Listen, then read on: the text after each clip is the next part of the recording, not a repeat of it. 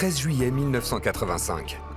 Ce jour-là, en Grande-Bretagne et aux États-Unis, a lieu le Live Aid, un gigantesque concert caritatif retransmis en direct à la télévision devant près de 2 milliards de téléspectateurs. Ancêtre du Téléthon, ce spectacle organisé par le chanteur Bob Geldof a pour objectif de récolter de l'argent pour lutter contre la famine en Éthiopie. Please stay in and give us the money. There are people dying now, so give me the money. Et c'est pour la bonne cause que pendant toute la journée, les plus grandes stars du rock vont se succéder sur la scène du stade de Wembley à Londres pour inciter les téléspectateurs à faire des dons. Il y avait une concurrence absolument démente en termes de talent sur scène, de Paul McCartney à Bob Dylan, à Mick Jagger, tout le monde, ou presque, était là.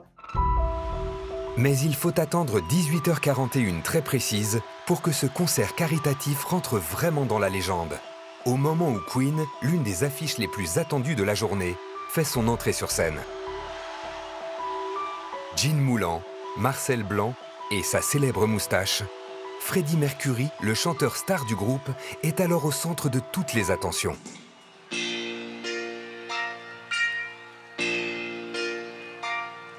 C'est lui qui a exigé qu'il passe aux alentours de 18h, si ma mémoire est bonne, en fin d'après-midi, entre Dire Straits et David Bowie. Donc un slot absolument parfait, parfait pour la télévision, parfait pour le public.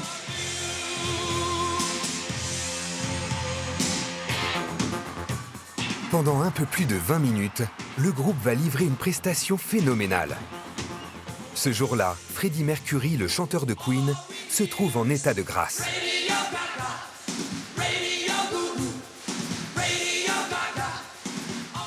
Ceux qui étaient présents au Live Aid ont eu la chance d'assister à ce spectacle unique. Freddie est en pleine maîtrise de son art. C'est une véritable leçon.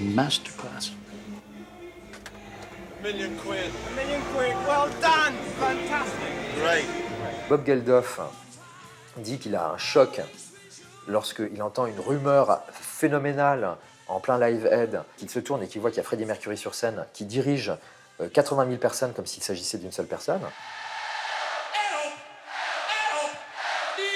Grâce à sa voix, grâce à son charisme, mais aussi au lien qu'il parvient à créer avec le public ce jour-là,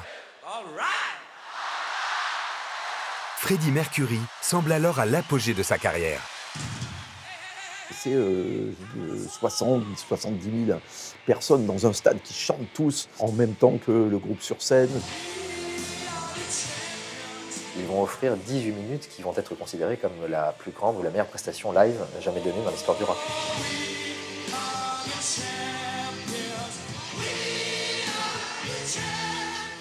À voir le chanteur de Queen montrer toute cette assurance et communier avec une foule de plus de 72 000 personnes, il est alors bien difficile d'imaginer qu'à peine une vingtaine d'années auparavant, cet artiste flamboyant, archétype de la superstar du rock, était encore un jeune émigré timide et mal dans sa peau, venu d'un pays lointain.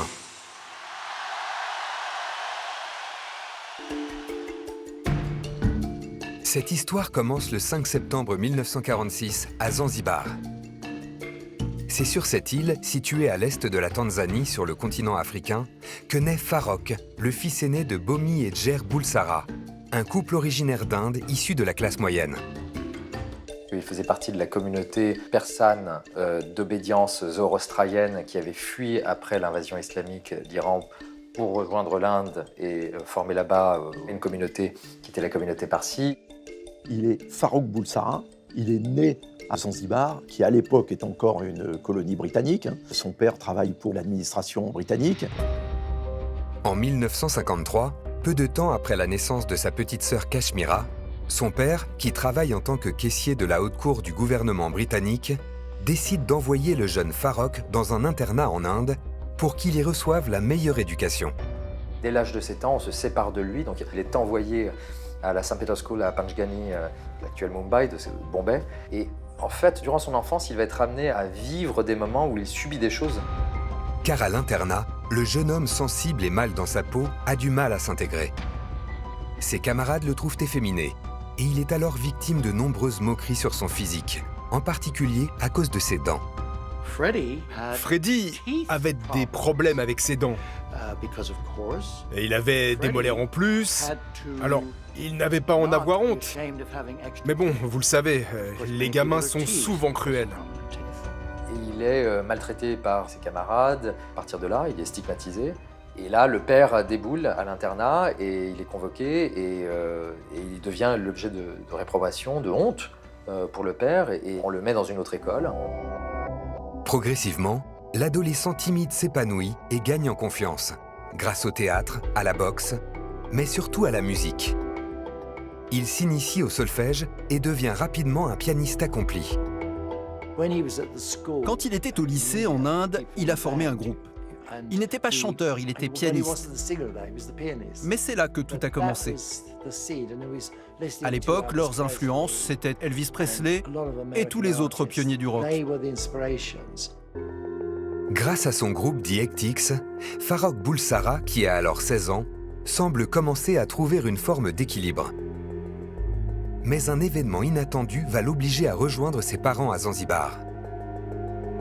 Lorsqu'il y a la révolution islamique qui a lieu à Zanzibar et que la famille doit quitter Zanzibar, là, ils partent tous ensemble pour le Royaume-Uni, à Londres. Ils n'ont pas eu le choix. Ils ont été obligés de tout abandonner. Ils sont partis avec quelques valises et ont embarqué sur un bateau en direction de l'Angleterre.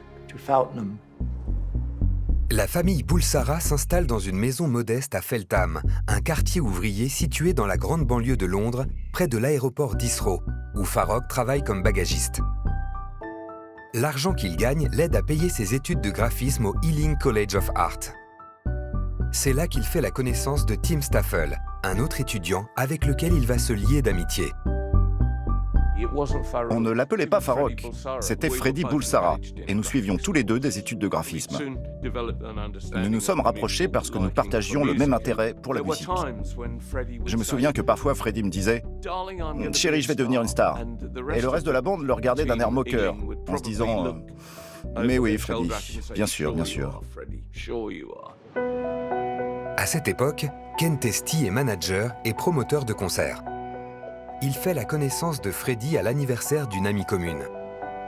L'assurance et le charisme dégagés par ce jeune homme vont immédiatement lui plaire. Il a passé la soirée à me répéter qu'il était chanteur. Il n'arrêtait pas de dire « Je suis un chanteur, tu sais ?»« Est-ce que je t'ai déjà dit que j'étais chanteur ?»« Oui, est-ce que tu es dans un groupe, Fred ?»« Non, je ne suis pas dans un groupe pour le moment. Mais je suis un chanteur, je te l'ai dit ?»« Mais oui. Tu veux boire un verre ?»« Non, je ne préfère pas. C'est pour préserver ma voix. Est-ce que je t'ai dit que j'étais un chanteur ?» C'est le soir où nous nous sommes rencontrés, Fred et moi. Amusé par le culot affiché par le jeune Freddy Bulsara, Ken lui propose alors d'intégrer Ibex, un groupe dont il s'occupe à cette époque. Il possédait des aptitudes musicales insoupçonnées. Par exemple, on ignorait qu'il jouait du piano. Et puis je me souviens aussi qu'il faisait régulièrement des vocalises. C'est la première fois que j'entendais un chanteur de rock faire des vocalises. Mais en réalité, si Freddy Bulsara cherche à donner le meilleur de lui-même, c'est parce qu'il rêve en secret d'intégrer Smile. Le chanteur de ce groupe de rock, alors très à la mode sur les campus londoniens, n'est autre que son copain du Ealing College, Tim Staffel, qui joue avec deux amis à lui, Brian May et Roger Taylor. Smile, le trio dont je faisais partie, jouait assez régulièrement dans des collèges ici et là, obtenant parfois quelques dates prestigieuses. Et bien sûr, Freddy ne manquait aucun de nos concerts. Son obsession, quand il rencontre les membres de Smile, Roger Taylor et Brian May, ce qui l'intéresse, c'est de devenir le chanteur professionnel d'un groupe professionnel. Pour convaincre les membres de Smile de l'embaucher comme chanteur, Freddy va inviter Brian, Roger et Tim à un concert d'Ibex pour tenter de les impressionner. Il me semble que la raison pour laquelle Fred a rejoint Ibex, c'était pour se positionner en tant que chanteur aux yeux de Brian et Roger. Il devait leur prouver qu'il était capable d'assurer sur scène.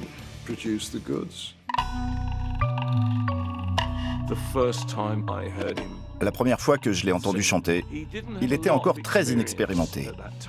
Sa voix n'était pas vraiment en place. Et je dois avouer que je n'ai pas vraiment été impressionné. Et c'est la même chose pour Brian et Roger, qui n'avaient pas encore décelé tout son potentiel.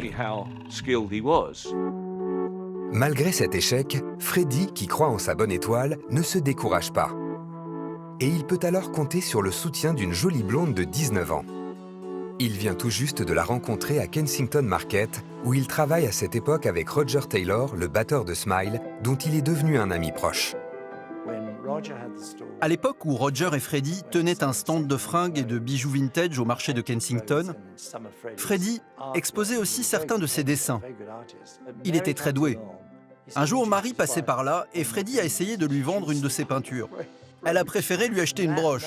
Mais cela n'a pas empêché Freddie de l'inviter à le voir sur scène le soir même, où il donnait un concert au Ealing College. Quand elle l'a vu sur scène, elle a tout de suite compris qu'il allait devenir une star.